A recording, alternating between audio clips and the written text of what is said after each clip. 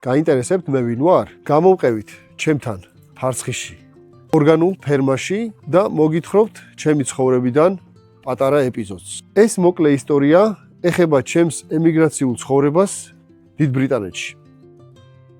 2005 წელს ავედი ემიგრაციაში, დაახლოებით 8 წელი გავატარე ემიგრაციაში და ძალიან დიდი გამოცდილება მივიღე, როგორც ცხოვრების, ასევე შრომის, დროის ფასის, პროფესიონალიზმის კუთხითაც. ალბათ ყველა ემიგრანტს მაშინ უღვივდება სიყვარული თავის ქვეყნის, საიდანაც ის არის რა, იმიტომ რომ განსაკუთრებით მაშინ გრძნობ რომ უცხო ხარ იმ ქვეყანაში, სადაც არ უნდა წახვიდე, ყველგან უცხო ხარ რა.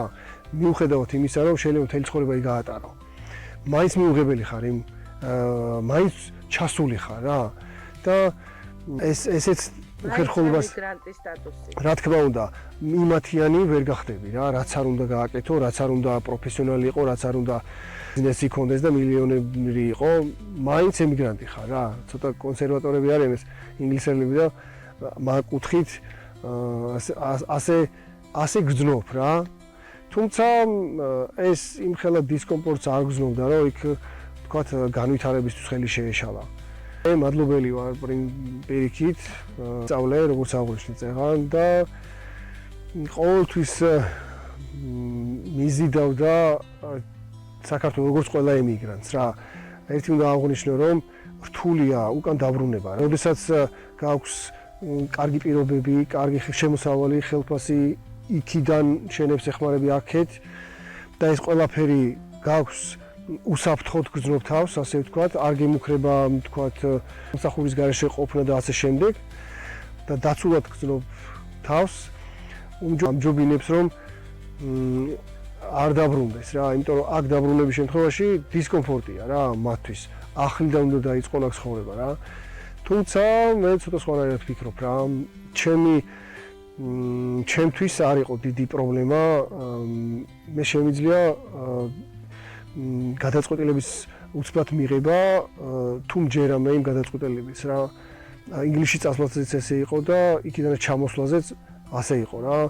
იქ სიმართლე გითხრათ, დიდი კაპიტალი არ დამიგროვებია, უბრალოდ ცოდნა, გამოცდილება და ეს რაც წეღან ჩამოთვალე, ეს შევიძინე, რომელიც გრძნობ რომ მადგება ახლა რა, რა საქმიანობასაც ვეწევი, ამაში ძალიან მადგება ეს გამოცდილება. იქ მიღებული განათლებაც. სპიქაროსანიც იყავი. ხო, ეგ მიმართულებაც კი. კი ბატონო. ანუ გააგრძელე იქაც და ძალიან დიდი 8 წლია ჩადებული თქვენი ხო, ბევრი არაფერი, მაგრამ ქართული ეკლესია. კი ბატონო, მე აქტიური ვიყავი აქ მაგ კუთხით. გალობდი კიდეც, მსახურობდით კიდეც იქაც. ჩართული ვიყავი ქართული ეკლესიის, ალბათ იცით რომ არ ქონდა ქართველებს ეკლესია ლონდონში და დაწყების პერიოდში მე მომიწია ამ საკითხზე მუშაობა და პატარა წვლილი მე შევიტანე ამ ეკლესიის დაფუძნებაში, ასე ვთქვათ რა, თუ ხმა მაღალი ნათქვამი არ გამომივა. გულთან ერთად აქტიურად ვიბრძოდით, რომ ქართველებს ქონოდათ ქართული ეკლესია რა და რაღაც ეტაპზე მე დაბრუნდი აქეთ და სხვამ გააგრძელა და საკმაოდ ეფექტურადაც დასრულდა რა. ეხლა დღეს გვაქვს ჩვენ საკუთარი ეკლესია, სადაც ქართველებს შეუძლიათ მივიდნენ და პატარა საქართველო იგრძნონ.